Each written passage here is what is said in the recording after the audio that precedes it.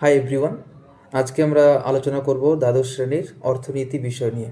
জানি এই বিষয়তে অনেকের একটু ভয় সংশয় থাকে। তো আজকে আমরা বেসিক্যালি যেটা নিয়ে আলোচনা করব সেটা হচ্ছে এসিকিউ এবং এমসিকিউ। অনেকের বড় প্রশ্ন করতে সুবিধে হয়, মুখস্থ করে লিখে ফেলে, কিন্তু এসিকিউ এবং এমসিকিউতে ঠিকঠাকভাবে নাম্বার তুলতে পারে না। ঠিক আছে, তো এই সমস্যার সমাধান করার জন্যই আজকের এই ভিডিওটা বানানো হয়েছে। তো তোমরা প্রথম থেকে শেষ পর্যন্ত দেখো। এটার মধ্যে চ্যাপ্টার ওয়াইজ আমরা প্রত্যেকটা টপিক থেকে যতগুলো এসিকিউ বা এমসিকিউ হতে পারে তার ইনফরমেশন দিয়ে এই ভিডিওটা বানিয়েছি। ওকে, সো এই ভিডিওটা তোমাদের জন্য ভীষণ হেল্পফুল হবে। ভিডিওটা শেষে কেমন লাগলো তোমরা অবশ্যই জানিও কমেন্টে। আর এই ভিডিওটার যদি নোটস নিতে চাও তাহলে যে নাম্বারটা দেওয়া রয়েছে সেটাতে কন্ট্যাক্ট করবে, তাহলে আমরা সেখান থেকে প্রোভাইড করে দেবো। ওকে, তো চলো আর দেরি না করে শুরু করা যাক অর্থনীতি, দ্বাদশ শ্রেণীর অর্থনীতির এসিকিউ এবং এমসিকিউ চ্যাপ্টার ওয়াইজ। ওকে, চলো দেখো। ফার্স্ট কোয়েশ্চেন, কোনো উপকরণের বিকল্প ব্যবহার থেকে যা উপার্জন হতে পারত তাই হবে ওই উপকরণের। বিকল্প ব্যবহার থেকে যা উপার্জন করা যায় সেটাকে কি বলা হয়? তার সুযোগ ব্যয়। এটা দিয়েছিলেন কে? ডক্টর হাওয়ারলাল। নেক্সট কোয়েশ্চেন, মোট স্থির ব্যয়রেখার আকৃতি কেমন? তো মোট স্থির ব্যয়রেখার আকৃতি সেটা হচ্ছে অনুভূমিক, অর্থাৎ এক্স অক্ষের সমান্তরাল। নেক্সট কোয়েশ্চেন দেখো, গড় ব্যয় কমলে প্রান্তিক ব্যয় কি হয় না গড় ব্যয় অপেক্ষা বেশি হারে কমে। আমরা জানি যে যেখানে যখন গড় ব্যয় কমছে তখন প্রান্তিক ব্যয় কিন্তু আরও বেশি হারে কমছে। ওকে, আবার যখন গড় ব্যয় বৃদ্ধি পায় তখন প্রান্তিক ব্যয় আরও বেশি হারে বৃদ্ধি পায়, এবং গড় ব্যয় এর সর্বনিম্ন বিন্দুতে গড় ব্যয় এবং প্রান্তিক ব্যয় সমান সমান হয়। ওকে, নেক্সট দেখো, গড় স্থির ব্যয় রেখা অর্থাৎ এএফসি, এটা কী রকমের হয় না এটা হচ্ছে আমাদের নিম্নমুখী, বা আমরা বলতে পারি আয়তক্ষেত্রাকার পরাবৃত্ত। ঠিক আছে, নেক্সট দেখো, স্বল্পকালিক গড় ব্যয় রেখা কেমন হয়? স্বল্পকালিক যে গড় ব্যয় রেখা সেটা হয় আমাদের ইউ আকৃতির। ওকে, নেক্সট হচ্ছে দেখো, গড় ব্যয় এর নিম্নতম বিন্দুতে, একটু আগেই বললাম যে গড় ব্যয় এর নিম্নতম বিন্দুতে গড় ব্যয় এবং প্রান্তিক ব্যয় দুটোই পরস্পর সমান হয়। এই সর্বনিম্ন বিন্দুর বাঁ দিকে যেখানে গড় ব্যয় এবং প্রান্তিক ব্যয় সমান হচ্ছে তার ঠিক বাঁ দিকে আমরা কি দেখতে পাবো না আমাদের এসি অর্থাৎ গড় ব্যয় আমাদের ওপরে থাকে, অর্থাৎ এসি গ্রেটার দেন এমসি হয়, এবং ডান দিকে আমরা দেখতে পাবো এসি লেস দেন এমসি হয়। ওকে, নেক্সট দেখো, স্থির ব্যয় এবং পরিবর্তনশীল ব্যয়, এই দু ধরনের ব্যয়ের পার্থক্য বোঝা যায় কখন? যদি আমরা স্বল্পকালে থাকি। দীর্ঘকালে কিন্তু সব ব্যয়ই হচ্ছে পরিবর্তনশীল ব্যয়। ঠিক আছে, তাহলে স্থির ব্যয় এবং পরিবর্তনীয় ব্যয়ের পার্থক্য প্রযোজ্য শুধু স্বল্পকালে। নেক্সট হচ্ছে যখন এমসি লেস দেন এসি, তখন অর্থাৎ যখন এসি বড় এমসির থেকে, গড় ব্যয় প্রান্তিক ব্যয়ের থেকে বড়, তখন এসি কী হবে? নিম্নমুখী হবে। আমরা বললাম নিম্ন এসির সর্বনিম্ন বিন্দুর বাঁ দিকে এসি কী হয়? নিম্নমুখী হয়, আর সেখানেই এসি গ্রেটার দেন এমসি হয়। নেক্সট হচ্ছে দেখো, গড় ব্যয় বাড়লে প্রান্তিক ব্যয়, তো যখন গড় ব্যয় বৃদ্ধি পায় তখন প্রান্তিক ব্যয় আরও বেশি হারে বৃদ্ধি পায়, অর্থাৎ গড় ব্যয় অপেক্ষা বেশি এমসি গ্রেটার দেন এসি হয়। স্বল্পকালে প্রান্তিক ব্যয় রেখা, স্বল্পকালে প্রান্তিক ব্যয় অর্থাৎ এমসি রেখা কেমন হয় না ইউ আকৃতির হয়। নেক্সট হচ্ছে স্বল্পকালীন পরিবর্তনীয় ব্যয় অর্থাৎ টিভিসি, এই রেখাটা কীরকম আকৃতির হয় না এটা হয় আমাদের উল্টানো এস আকৃতির। তোমাদের হয়তো প্রশ্নতে উল্টানো শব্দটা নাও থাকতে পারে, এস আকৃতির হলেও হবে। ওকে, নেক্সট দেখো, যখন এভিসি অর্থাৎ এভারেজ ভেরিয়েবল কস্ট সর্বনিম্ন তখন কি হয় না এভিসি সমান এমসি হয়, অর্থাৎ গড় পরিবর্তনশীল ব্যয় যখন সর্বনিম্ন সেই বিন্দু দিয়ে কিন্তু আমাদের এমসি রেখা অর্থাৎ প্রান্তিক ব্যয় রেখা যায়। তাই সেই কারণে আমরা বলতে পারি গড় পরিবর্তনশীল ব্যয় এবং প্রান্তিক ব্যয় পরস্পর সমান। ঠিক আছে, নেক্সট দেখো, মুনাফা সর্বাধিকরণের প্রথম ক্রমের শর্ত হল, তো মুনাফা সর্বাধিকরণের দুটো শর্ত থাকে। প্রথম শর্তটা হচ্ছে এমআর ইজকাল টু এমসি, বা আমরা বলতে পারি প্রান্তিক রেভিনিউ সমান হচ্ছে প্রান্তিক ব্যয়, প্রান্তিক রেভিনিউ সমান হচ্ছে প্রান্তিক ব্যয়। এবং দ্বিতীয় শর্তটা হচ্ছে যে এমসি রেখা এমআর রেখাকে নিচ দিক থেকে ছেদ করবে, বা আমরা বলতে পারি যে এমসি রেখার ঢাল এমআর রেখার ঢালের চেয়ে বেশি হবে। ওকে, নেক্সট দেখো, মোট রেভিনিউ ও মোট ব্যয় পরস্পর সমান হলে যে মুনাফা অর্জিত হয়, তাহলে মোট রেভিনিউ এবং মোট ব্যয় যদি পরস্পর সমান হয় তাহলে যে মুনাফা অর্জিত হয় সেটা হচ্ছে আমাদের স্বাভাবিক মুনাফা, এবং এক্ষেত্রে মুনাফার পরিমাণ কত হয় সেটা হচ্ছে 0। ঠিক আছে, আমরা স্বাভাবিক মুনাফার একটা ফর্মুলা পেয়ে থাকি, সেটা হচ্ছে পাই সমান TR minus TC, that is equals to 0। Next হচ্ছে দেখো গড় পরিবর্তনশীল ব্যয় অর্থাৎ এবিসি রেখার নিম্নতম বিন্দুকে কি বলে? তো এবিসি রেখার নিম্নতম বিন্দুকে বলা হয় উৎপাদন বন্ধের বিন্দু। এর নিচে চলে গেলে কিন্তু ওই ফার্ম উৎপাদন করতে চাইবে না। নেক্সট হচ্ছে না লাভ না ক্ষতির বিন্দু বলা হয় কোন রেখার নিম্নতম বিন্দুকে? তো না লাভ না ক্ষতি বিন্দু বলা হয় এসি অর্থাৎ গড় ব্যয় রেখার নিম্নতম বিন্দুকে। যখন এমআর গ্রেটার দেন এমসি তখন উৎপাদন বাড়লে মোট মুনাফা কী হবে? যদি মার্জিনাল রেভিনিউ বেশি হয়, প্রান্তিক রেভিনিউ বেশি হয় মার্জিনাল কস্ট বা প্রান্তিক ব্যয়ের চেয়ে, তাহলে মোট মুনাফা কি বাড়বে, রাইট? যদি সমান সমান হয় তাহলে মুনাফা 0 হয়ে যাবে, যদি লেস দেন হয় তাহলে আমাদের মুনাফা নেগেটিভ চলে আসবে।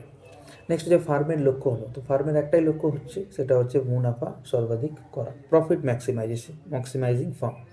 ওকে, নেক্সট দেখো ফার্ম লোকসান হলেও উৎপাদন চালিয়ে যাবে কখন? যদি P greater or equal two ABC হয়, মানে কোন একটা ফার্মের ক্ষেত্রে তার গড় পরিবর্তনশীল ব্যয় অপেক্ষা সে যদি বেশি দাম পায় বা সমান সমান দাম পায় তাহলে সে চালিয়ে যাবে, ঠিক আছে? দেখো যদি এসির সাথে সমান হয় দাম তাহলে তার কি হচ্ছে না, কোনো লাভ বা কোনো ক্ষতি হচ্ছে না। কিন্তু যদি এফিসি হয় তাহলে সেটা কি হচ্ছে, আমাদের তার নিচে চলে গেলে উৎপাদন বন্ধে বিন্দু। এই মাঝামাঝি অর্থাৎ এসি এবং এভিসির মাঝামাঝি যে পয়েন্ট, সেই পয়েন্টটাও লোকসান হলেও সে চালিয়ে যাবে, যে পরবর্তী ক্ষেত্রে তার হয়তো লাভ হতে পারে। নেক্সট দেখো দাম গ্রহীতা ফার্ম স্বাভাবিক মুনাফা অর্জন করবে কখন না পি ইজগাল টু এসি অর্থাৎ দাম সমান হবে আমাদের গড় ব্যয়। নেক্সট যে মোট রেভিনিউ ও মোট ব্যয়ের মধ্যে পার্থক্যকে কি বলে? তো মোট রেভিনিউ ও মোট ব্যয়ের পার্থক্যকে বলা হয় স্বাভাবিক মুনাফা। মোট রেভিনিউ ও মোট ব্যয়ের পার্থক্যকে অ্যাকচুয়ালি মুনাফা বলা হয়, এবং এর মোট রেভিনিউ আর মোট ব্যয়ের পার্থক্য যদি শূন্য হয় তখন সেটাকে বলা হয় স্বাভাবিক মুনাফা, ঠিক আছে?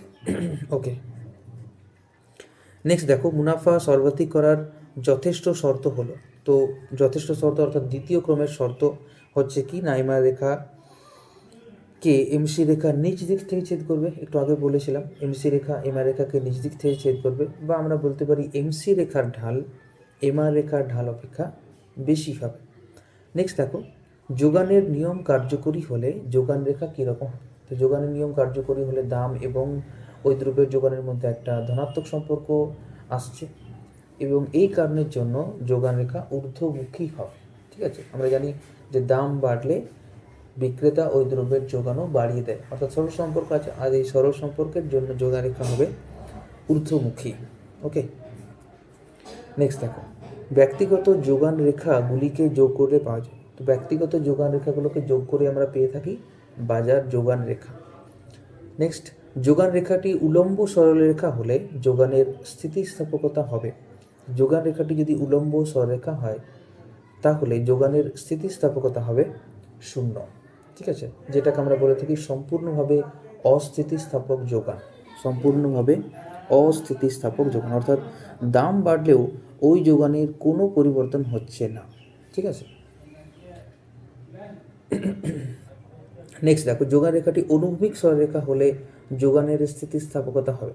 যদি অনুভূমিক হয় তাহলে আমাদের হয়ে থাকে অসীম, অর্থাৎ এবং এটাকে আমরা বলে থাকি সম্পূর্ণভাবে স্থিতিস্থাপক যোগান, ঠিক আছে? এটাকে আমরা বলে থাকি সম্পূর্ণভাবে স্থিতিস্থাপক যোগান,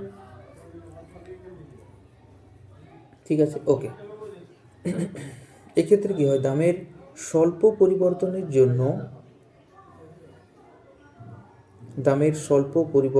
জন্য যোগান ব্যাপক পরিমাণে বৃদ্ধি পায়, ঠিক আছে? বা অসীমভাবে বৃদ্ধি পায়। এই কারণেই আমাদের যে যোগান রেখা সেটা সম্পূর্ণভাবে স্থিতিস্থাপক হয় বা অনুভূমিক হয়ে যায়। নেক্সট হচ্ছে যদি যোগান রেখাটি মূল বিন্দুগামী সরলরেখা হয় তাহলে তার প্রতি বিন্দুতেই যোগানের স্থিতিস্থাপকতা হয়। তো মূল বিন্দুগামী সরলরেখা হলে যোগানের স্থিতিস্থাপকতা হয় 1। মূল বিন্দুগামী সরলরেখা অর্থাৎ আমরা এখানে 45 ডিগ্রি লাইন ধরছি, তাহলে যে হারে দ্রব্যের দাম বাড়ছে সেই হারে ওই দ্রব্যের যোগানও বাড়ছে, তাহলে এক্ষেত্রে হবে আমাদের যোগানের স্থিতিস্থাপকতা 1, অর্থাৎ এটাকে আমরা বলে থাকি একক স্থিতিস্থাপক। ওকে, নেক্সট দেখো পচনশীল দ্রব্যের যোগানের স্থিতিস্থাপকতা কেমন হয়। পচনশীল দ্রব্যের যোগানের স্থিতিস্থাপকতা কেমন হয়। তো পচনশীল দ্রব্যের যে যোগানের স্থিতিস্থাপকতা সেটা অস্থিতিস্থাপক ধরনের হয় এবং এক্ষেত্রে স্থিতিস্থাপকতার যে মান সেটা একের কম হয়। নেক্সট হচ্ছে যোগানের স্থিতিস্থাপকতার মান এক অপেক্ষা বড় হলে তাকে কি বলে। তো এক অপেক্ষা যদি বড় হয় তখন সেটাকে বলা হয় স্থিতিস্থাপক যোগান। যদি একের সমান হয় তাহলে একক স্থিতিস্থাপক, একের কম হয় তাহলে অস্থিতিস্থাপক, একের বেশি হয় তাহলে স্থিতিস্থাপক যোগান, যদি শূন্য হয় তাহলে সম্পূর্ণভাবে অস্থিতিস্থাপক, যদি অসীম হয় তাহলে সম্পূর্ণভাবে স্থিতিস্থাপক। যোগানের নিয়মে দামের সঙ্গে যোগানের পরিমাণের সম্পর্কটি হল। তাহলে যোগানের নিয়মে আমরা কি জানতে পাই যে দামের সাথে যোগানের একটা সরল সম্পর্ক আছে বা ধনাত্মক সম্পর্ক আছে। ওকে, নেক্সট দেখো দাম স্থির থাকা অবস্থায় যোগানের পরিমাণ বাড়লে যোগান রেখা, দাম স্থির থাকা অবস্থায় যদি যোগানের পরিমাণ বাড়ে তাহলে যোগান রেখা আমাদের ডান দিকে স্থান পরিবর্তন করবে। কারণ আমরা কি করছি না একই দামে আমরা আমাদের যে যোগান সেটা বৃদ্ধি পেয়েছে এবং সেটা কখন হবে যদি আমাদের যোগান রেখা পরিবর্তিত হয়ে যায় বা যোগান রেখাটা শিফট করে যায় আপওয়ার্ড বা ডাউনওয়ার্ডে। ওকে, যোগান রেখা যদি শিফট করে যায় আপওয়ার্ড বা ডাউনওয়ার্ডে তাহলে আমাদের যোগানের দাম স্থির থাকা অবস্থায় যোগানের যে পরিমাণ সেটা কিন্তু পরিবর্তিত হবে। তো এখানে যেহেতু বলেছে যোগানের পরিমাণ বাড়ছে তার জন্য আমাদের যোগান রেখা ডান দিকে সরবে। ঠিক আছে, নেক্সট দেখো পূর্ণ প্রতিযোগিতামূলক বাজারে কোন রেখা থেকে ফার্ম এর যোগান রেখা পাওয়া যায়। এটার আনসার হবে আমাদের এমসি অর্থাৎ প্রান্তিক ব্যয় রেখা। ঠিক আছে, নেক্সট হচ্ছে শ্রমের মজুরি বাড়লে শ্রমের যোগানের পরিমাণ। তো মজুরি বাড়লে শ্রমের যোগানের পরিমাণ কি হয় না প্রথমে বাড়ে এবং তারপর কম। নেক্সট হচ্ছে দেখো একই যোগান রেখার উপর এক বিন্দু থেকে অন্য বিন্দুতে গেলে তাকে কি বলে। যোগানের পরিমাণে পরিবর্তন, যেহেতু আমরা যোগান রেখা বরাবর মুভ করছি। ঠিক আছে, যোগান রেখা বরাবর উপর থেকে নিচের দিকে মুভ করলে কি হবে আমাদের না যোগানের পরিমাণ বাড়বে। ঠিক আছে, যোগানের পরিমাণ বাড়বে এবং প্রাইস কি হবে না আমাদের ড্রপ করবে বা প্রাইস কমে যাবে। তাহলে একই রেখা বরাবর আমরা যদি মুভ করি তখন সেটাকে বলা হয় যোগানের পরিমাণে পরিবর্তন। যদি আমাদের রেখাটা চেঞ্জ হয়ে যেত তখন আমাদের হতো যোগানের পরিবর্তন, তখন পরিমাণের শব্দটা কিন্তু আসতো না। ঠিক আছে, সেক্ষেত্রে কিন্তু দাম স্থির থাকতো। এক্ষেত্রে কিন্তু দামের পরিবর্তন হচ্ছে বলে যোগানের পরিবর্তন হচ্ছে, এই কারণে এটাকে বলা হচ্ছে যোগানের পরিমাণে পরিবর্তন। নেক্সট দেখো একই দামে এক যোগান রেখা থেকে আরেক যোগান রেখায় চলে গেলে তাকে কি বলে। যেটা আমি একটু আগে বলছিলাম দাম স্থির থাকা অবস্থায় যদি যোগান রেখা থেকে আরেক যোগান রেখায় যাওয়া যায় তখন সেটাকে বলা হচ্ছে যোগানের পরিবর্তন। এখানে কিন্তু পরিমাণের শব্দটা আসবে না, কারণ এখানে পরিমাণের পরিবর্তন হচ্ছে কিন্তু আমাদের যে যোগান রেখা সেটা কিন্তু শিফট করে যাচ্ছে উপরে বা নিচের দিকে, কারণ আমাদের দাম বাদে অন্যান্য যে ফ্যাক্টর যেগুলো যোগানকে প্রভাবিত করতে পারে সেগুলোর কোনো একটা হয়তো পরিবর্তিত হয়েছে। ওকে, তো সেটাকে আমরা বলে থাকি যোগানের পরিবর্তন, যখন দাম স্থির থাকা অবস্থায় যোগান রেখা আরেক যোগান রেখায় চলে যায়। নেক্সট দেখো ব্যক্তিগত শ্রম যোগান রেখা হলো, ব্যক্তিগত শ্রম যোগান রেখা আমরা জানি সেটা হয় পশ্চাৎমুখী। নেক্সট হচ্ছে একচেটিয়া বাজারে ফার্ম ও শিল্পের মধ্যে পার্থক্য। একচেটিয়া বাজারে ফার্ম ও শিল্পের মধ্যে কোনো পার্থক্য কিন্তু নেই। নেক্সট হচ্ছে একচেটিয়া প্রতিযোগিতামূলক বাজারে বিক্রেতা কী ধরনের দ্রব্য বিক্রি করে। তো একচেটিয়া প্রতিযোগিতামূলক বাজারে সমস্ত বিক্রেতা অ্যাকচুয়ালি পৃথকীকৃত দ্রব্য বিক্রি করে বা আমরা বলতে পারি ঘনিষ্ঠ পরিবর্তিত দ্রব্য বিক্রি করে। একই ধরনের দ্রব্য বিক্রি করছে কিন্তু তাদের মধ্যে ব্র্যান্ড নামের বা মোড়কের পরিবর্তন আছে, যার জন্য আমাদের কাছে সেই দ্রব্যটা পৃথকীকৃত দ্রব্য বা ঘনিষ্ঠ পরিবর্তিত দ্রব্য বিক্রি হচ্ছে। যেমন বিভিন্ন ধরনের শ্যাম্পু, অয়েল, এগুলো কিন্তু হচ্ছে আমাদের পৃথকীকৃত দ্রব্য বা ঘনিষ্ঠ পরিবর্তিত দ্রব্য।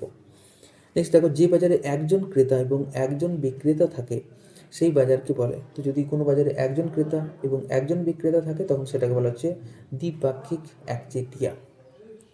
ওকে, নেক্সট দেখো একচেটিয়া ফার্ম হলো, একচেটিয়া ফার্মকে আমরা বলে থাকি দাম নির্মাতা, প্রাইস ডিটারমাইন করে। ঠিক আছে, দাম নির্মাতা।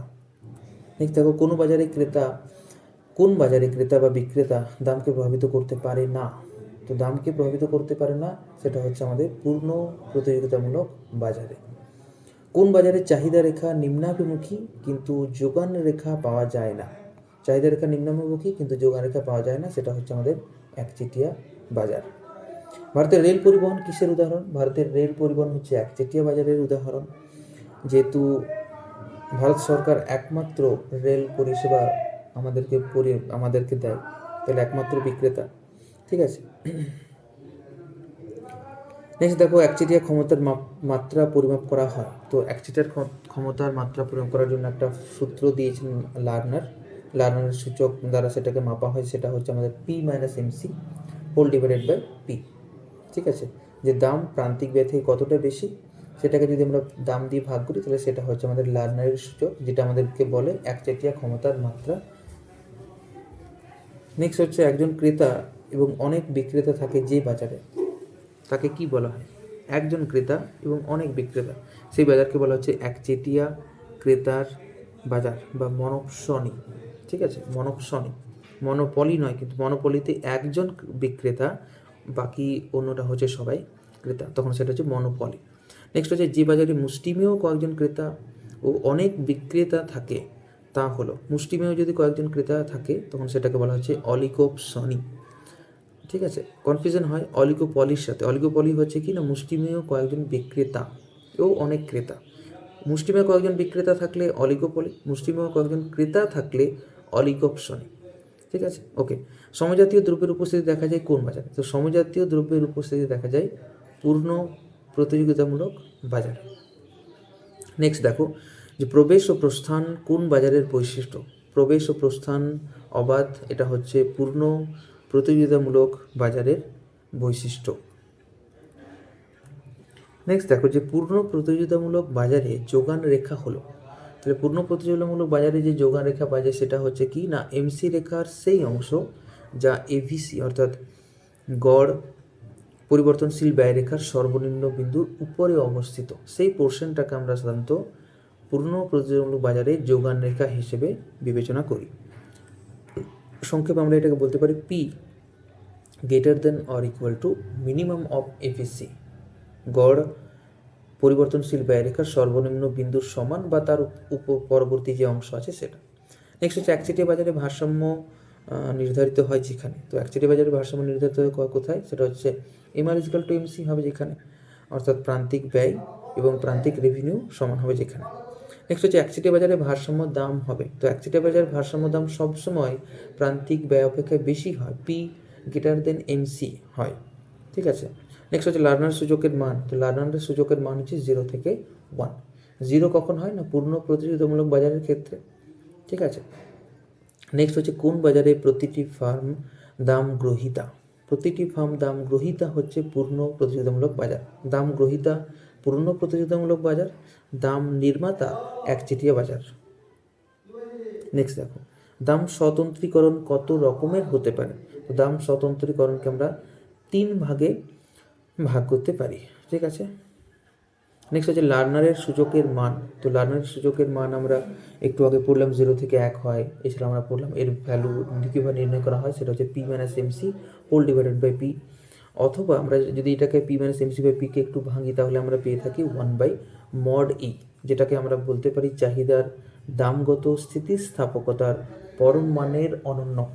চাহিদার দামগত স্থিতিস্থাপকতার পরম মানের অনন্যক। ওকে, নেক্সট হচ্ছে পূর্ণ প্রতিযোগিতার ক্ষেত্রে লার্নারের সূচকের মান হবে, পূর্ণ প্রতিযোগিতার ক্ষেত্রে লার্নারের সূচকের মান হবে কত? 0, তার কারণ এখানে পি সমান এমসি হয়ে যায়, রাইট? তাহলে পি সমান যদি এমসি হয় তাহলে আমরা কি দেখতে পাবো, P minus MC is equal to 0, তাহলে 0/পি ইজকাল টু কত? সেটা হচ্ছে 0। এই কারণে পূর্ণ প্রতিযোগিতার ক্ষেত্রে লার্নারের সূচকের মান হয়ে যায় 0। নেক্সট হচ্ছে যে কোন বাজারে ফার্মের চাহিদার স্থিতিস্থাপকতা অসীম? সেটা হচ্ছে পূর্ণ প্রতিযোগিতামূলক বাজারে ফার্মের যে চাহিদা সেটা হচ্ছে আমাদের অসীম। নেক্সট হচ্ছে পূর্ণ প্রতিযোগিতামূলক বাজার ও একচেটিয়া বাজার যে দ্রব্য বিক্রি করে তার, পূর্ণ প্রতিযোগিতামূলক বাজার ও একচেটিয়া বাজার যে দ্রব্য বিক্রি করে তার কোনো পরিবর্তিত দ্রব্য কিন্তু থাকে না। ঠিক আছে, পূর্ণ প্রতিযোগিতামূলক বাজারে সমজাতীয় দ্রব্য বিক্রি হয়, একচেটিয়া বাজারে যে দ্রব্য বিক্রি হয় তার কোনো পরিবর্তিত দ্রব্য থাকে না। ওকে, এটা একটা কমন ফিচার আমরা বলতে পারি। নেক্সট হচ্ছে একচেটিয়া বাজারের চাহিদার দামগত স্থিতিস্থাপকতার মান সব সময়, তো একচেটিয়া বাজারে চাহিদার দামগত স্থিতিস্থাপকতার মান সব সময় 1-এর বেশি হয়। 1 হলে কিন্তু কি হবে না, আমাদের যে এমআর মার্জিনাল রেভিনিউ সেটা কিন্তু জিরো হয়ে যাবে। যদি একের কম হয় তাহলে মার্জিনাল রেভিনিউ নেগেটিভ হবে। তাহলে এমআরকে পজিটিভ রাখার জন্য সবসময় আমাদের চাহিদার দামগত স্থিতিস্থাপকতার মান একের বেশি করতে হয়। ওকে, নেক্সট দেখো, কোন বাজারে বিক্রেতা একই দ্রব্য বিভিন্ন দামে বিক্রি করতে পারে?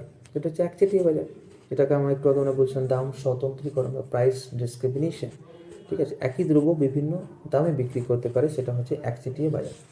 নেক্সট হচ্ছে কোন বাজারে দাম ও দ্রব্যের পরিমাণ উভয়ই চলরাশি? সেটা হচ্ছে একচেটিয়া বাজার।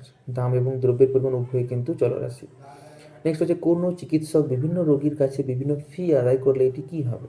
এটাকে বলা হবে ব্যক্তিগত দাম স্বতন্ত্রীকরণ, কারণ সে বিভিন্ন রোগীর কাছে বিভিন্ন রকম ফি আদায় করছেন। এটাকে আমরা বলতে পারি ফার্স্ট ডিগ্রি প্রাইস ডিসক্রিমিনেশন। ঠিক আছে, ব্যক্তিগত দাম স্বতন্ত্রীকরণ। নেক্সট দেখো, পরিকল্পিত মুনাফাই হলো, তো পরিকল্পিত মুনাফাই হচ্ছে আমাদের মার্কআপ। নেক্সট হচ্ছে কালেস্কির মতে শিল্পজাত দ্রব্যের ইউনিট পিছু দাম সেটা সমান সমান কি না, সেটা আমরা জানি গড় পরিবর্তনশীল ব্যয় প্লাস প্লাস হচ্ছে আমাদের মার্কআপ, বা আমরা বলতে পারি মুনাফা মার্জিন, মার্কআপ বা মুনাফা মার্জিন। সো পি সমান এবিসি বা গড় পরিবর্তনশীল ব্যয় প্লাস মুনাফা মার্জিন প্লাস মার্কআপ।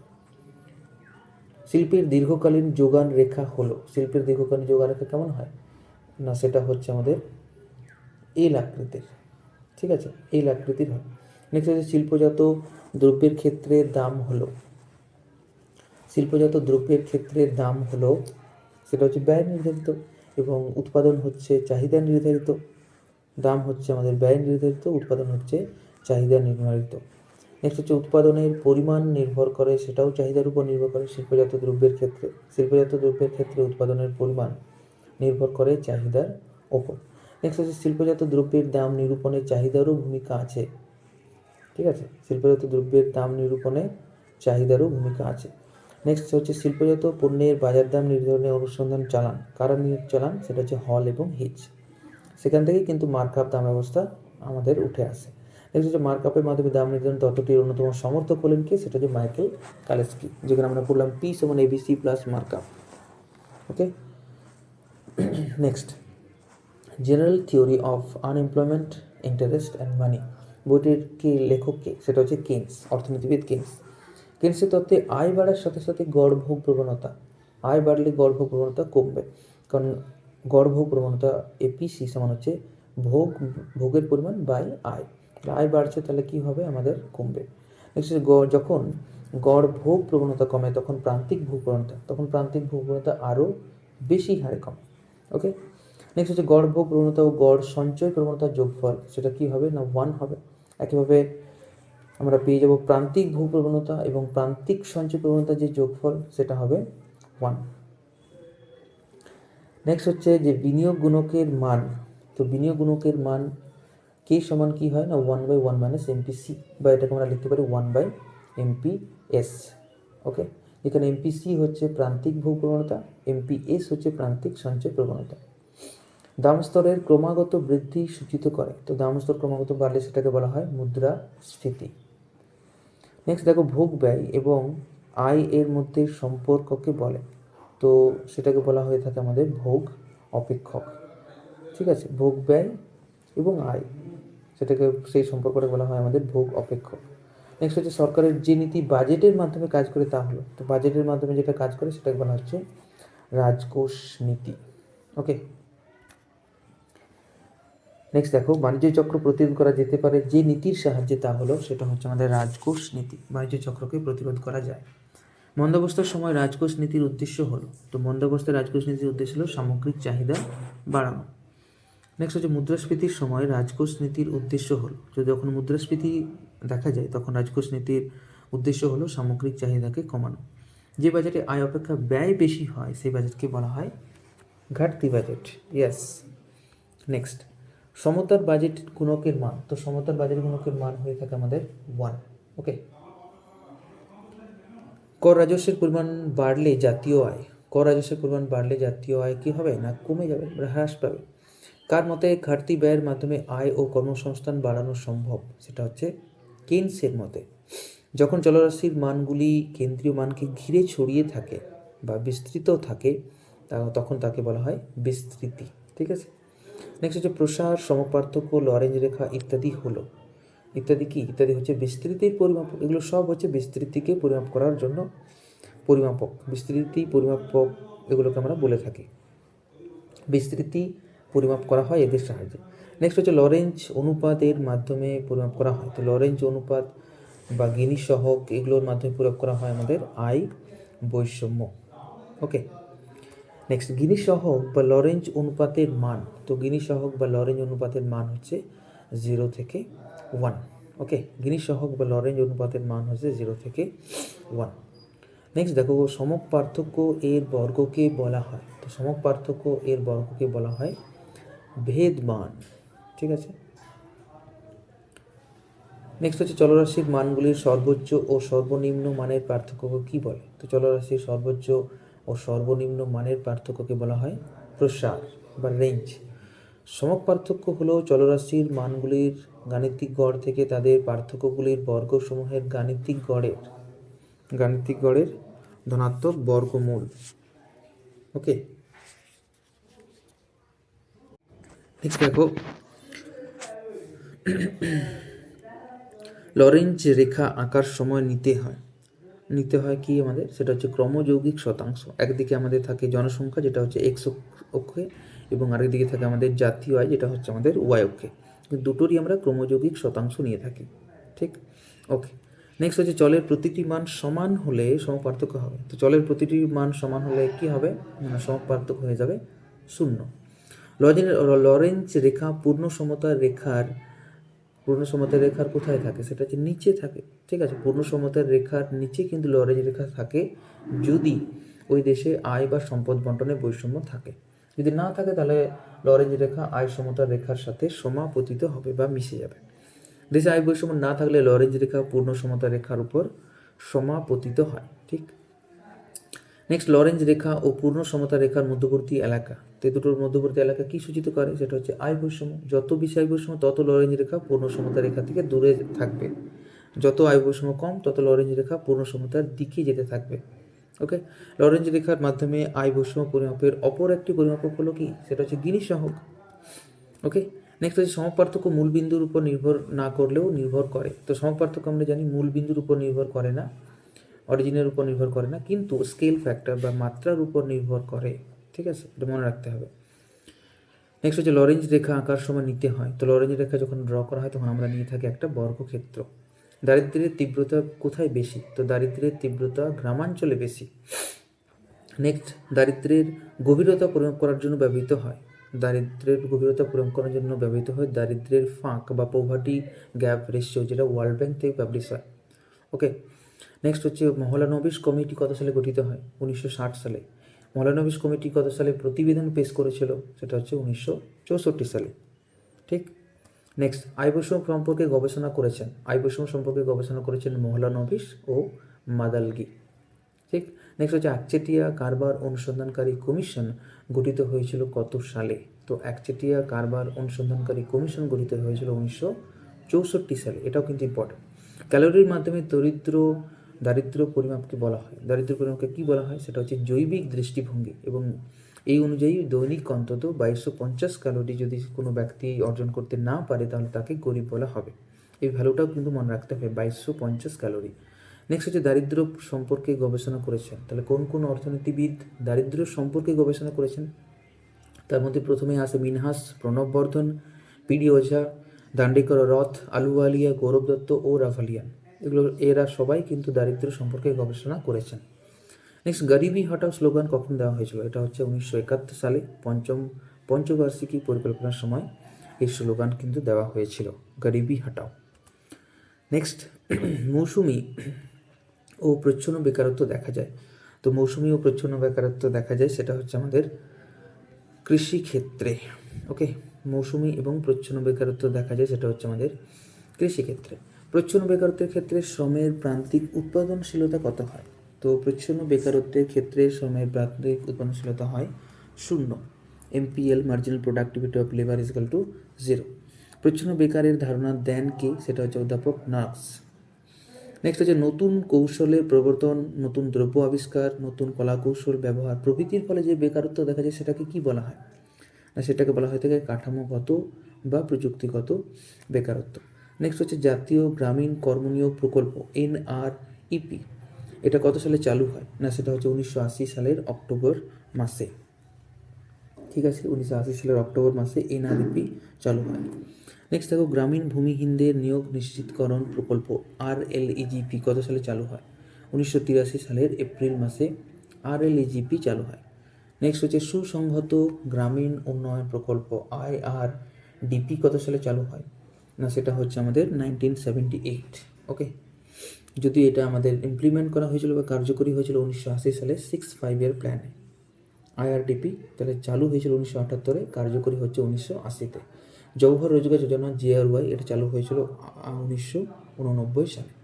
আয় বৈষম্যের কারণ হলো, তো আয় বৈষম্যের অনেক কারণ আছে, তার মধ্যে একটা হচ্ছে কর ফাঁকি, দ্রব্যমূল্য বৃদ্ধি, বেকার সমস্যা, এগুলো হচ্ছে আয় বৈষম্যের কারণ। নেক্সট হচ্ছে বেসরকারি ক্ষেত্রে মূলধন বন্টনে বৈষম্য থাকলে কি হবে? এটা হচ্ছে বেসরকারি কেন্দ্রীয়ন ঘটে। ওকে, নেক্সট মাহিন্দ্রা ও মাহিন্দ্রা একটি কিসের উদাহরণ? না সেটা হচ্ছে একচেটিয়া প্রতিষ্ঠান। টাটা, বিড়লা, মফতলাল, থাপার, বাজাজ প্রভৃতি কিসের উদাহরণ? না সেটা হচ্ছে একচেটিয়া শিল্প সমষ্টি বা মনোপলি হাউস। নেক্সট হচ্ছে LIC বা ভারতীয় জীবন বীমা নিগম কত সালে স্থাপিত হয়? 1956 সালে। ওকে, নেক্সট ভারতে অর্থনৈতিক সংস্কার কর্মসূচি প্রথম গৃহীত হয় কত সালে? না 1991 সালে, 1991। গ্যাট চুক্তি, general agreement on tariff and trade, এটা কত সালে স্বাক্ষরিত হয়? না 1947, 1947 সালে জেনেভাতে হয়েছিল এবং প্রথম 23টা দেশ এটাতে অংশগ্রহণ করেছিল। নেক্সট হচ্ছে ইম্পর্টেন্ট, সেটা হচ্ছে WTO ওয়ার্ল্ড ট্রেড অর্গানাইজেশন, এটা কত সালে প্রতিষ্ঠিত হয়? সেটা হচ্ছে 1995 সালে। ওকে, নেক্সট দেখো বিমা ক্ষেত্রে সংস্কার কর্মসূচি, বিমা ক্ষেত্রে সংস্কার কমিটি কত সালে গঠিত হয়? সেটা হচ্ছে আমাদের 1993 সালে এবং কমিটির নাম ছিল মালহোত্রা কমিটি। তো বিমা ক্ষেত্রে সংস্কার করার জন্য মালহোত্রা কমিটি গঠন করা হয় 1993 সালে। নেক্সট ভারতের সাধারণ বীমা নিগম, যেটাকে আমরা বলে থাকি GICI, জেনারেল ইন্স্যুরেন্স অফ সাধারণ বীমা নিয়োগ, ঠিক আছে, general insurance corporation of India GICI, এটা গঠিত হয় আমাদের 1972 সালে, সাধারণ বীমার জাতীয়করণ। নেক্সট হচ্ছে নরসিংহম কমিটি কিসের সাথে সম্পর্কিত? তো নরসিংহম কমিটি ব্যাংকিং ক্ষেত্রের সংস্কারের সাথে সম্পর্কিত। নেক্সট নরসিংহম কমিটির সুপার অনুসারে SLR এবং CRR, তো SLR এবং CRR এর উপর কী প্রভাব পড়েছিল? না SLR এবং CRR কমানো হয়েছিল। প্রতিশ্রুতি চুক্তি কাকে বলা যেতে পারে? সেটা হচ্ছে জীবন বীমাকে। ক্ষতিপূরণের চুক্তি কাকে বলা যেতে পারে? সেটা হচ্ছে সাধারণ বীমাকে। নেক্সট দেখো কিসের মাধ্যমে আর্থিক ক্ষতির ক্ষতিপূরণ রোধ করা সম্ভব? সেটা হচ্ছে সাধারণ বীমার সাহায্যে আর্থিক ক্ষতির ক্ষতিপূরণ রোধ করা সম্ভব এবং বীমার সাহায্যে কিছুটা ঝুঁকি নিয়ন্ত্রণ করা সম্ভব। নেক্সট হচ্ছে বিধিবদ্ধ স্বয়ংশাসিত সংস্থা IRDA স্থাপিত হয়। বিধিবদ্ধ স্বয়ংশাসিত সংস্থা অর্থাৎ IRDA ওকে কত সালে স্থাপিত হয়? সেটা হচ্ছে 2000 সালে, যদিও এটা 1999 সালে IRDA অ্যাক্ট অনুসারে এটা চালু হয়েছিল। ঠিক আছে, নেক্সট বিমা ক্ষেত্রের সংস্থাগুলির কাজকর্ম নিয়ন্ত্রণ করার জন্য গঠন করা হয়েছিল। তো বিমা ক্ষেত্রের সংস্থাগুলির কাজকর্ম নিয়ন্ত্রণ করার জন্য গঠন করা হয়েছিল IRDA, insurance regulatory development authority. ঠিক আছে, এটা হচ্ছে বিমা ক্ষেত্র নিয়ন্ত্রণের সবচেয়ে বড় বোর্ড। ঠিক আছে, নেক্সট হচ্ছে টাটা, AIG লাইফ, বিড়লা, সান লাইফ ইন্স্যুরেন্স কোম্পানি লিমিটেড ইত্যাদি হলো। এগুলো কিসের এক্সাম্পল? না এটা হচ্ছে বেসরকারি জীবন বীমা কোম্পানির এক্সাম্পল। ঠিক, next Reliance general insurance company limited, Bajaj lines general insurance company limited ইত্যাদি হলো। এটা হচ্ছে বেসরকারি সাধারণ বীমা কোম্পানি। এখানে ইন্স্যুরেন্স দেখো জেনারেল ইন্স্যুরেন্স লেখা আছে ওয়ার্ডটা এটার মধ্যে, তো এখান থেকে বুঝে যাবে এগুলো হচ্ছে সাধারণ বীমা। নেক্সট হচ্ছে 4 স্তর বিশিষ্ট ব্যাংকিং ব্যবস্থার সুপারিশ করেছিলেন কে? সেটা হচ্ছে নরসিংহম কমিটি। ওকে, তাহলে সমস্ত চ্যাপ্টার আমাদের এখানেই শেষ হলো। এই ভিডিওটা ভালোভাবে দেখো, একবার নয় দুবার দেখো, প্রত্যেকটা প্রশ্নকে ভালোভাবে শোনো মন দিয়ে, এবং এই ভিডিওটাতে যে PPTটা ইউজ করা হয়েছে সেটা নিতে চাইলে যে নাম্বার দেওয়া রয়েছে 8250246017 সেটাতে যোগাযোগ করো। আমরা ফ্রিলি সেটাকে কিন্তু সার্কুলেট করে দেবো সবার মধ্যে, ঠিক আছে? ওকে, তো থ্যাংক ইউ এই ভিডিওটা সবাইকে দেখার জন্য। অবশ্যই তোমরা কমেন্টে জানাবে কার কেমন লেগেছে। এর পরবর্তী ভিডিও আমাদের আসতে চলেছে, সেটা হচ্ছে সাজেশন 5 মার্কসের এবং 2 মার্কসের কিছু কোশ্চেন, ঠিক আছে? চলো, টাটা।